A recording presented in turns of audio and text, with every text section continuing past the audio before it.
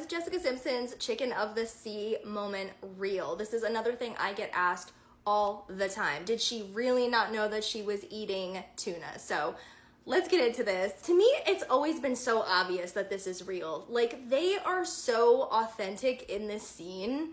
I don't know how anyone could think that they are acting, but Jessica does say in my own personal Bible, open book, her book, that this was a genuine ditzy moment of hers. I've always personally wondered though, like, how did she get so confused? Because tuna has such a distinct smell that I would think that you could never confuse it for chicken. And I'm sure some people will be like, well, because she's an idiot, she's stupid, that's why.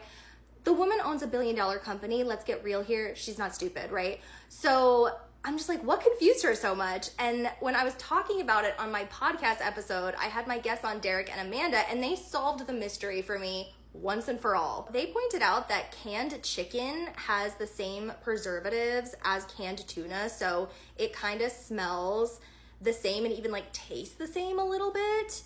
Now, I've never had either, so I honestly, I can't confirm or deny, but I think that that makes so much sense because she saw chicken of the sea on the label, then she sits down and she's like smells it and tastes it and she's like, wait, this kind of tastes like the canned chicken that I've had before, right? I feel like that makes sense. And I think if you've just like seen a few episodes of the show randomly and you're not a fan of Jessica's, you probably wouldn't know this, but she's like the most authentically, like naturally hilarious person I think I've ever seen, and I'm not making fun of her.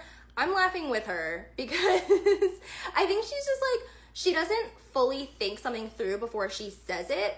She just says it, right? Whereas like some of the rest of us will be like afraid of sounding dumb or be like trying to work it out in our head before we ask the question. And Jessica, I think especially when she was younger, she just would be like, what's that?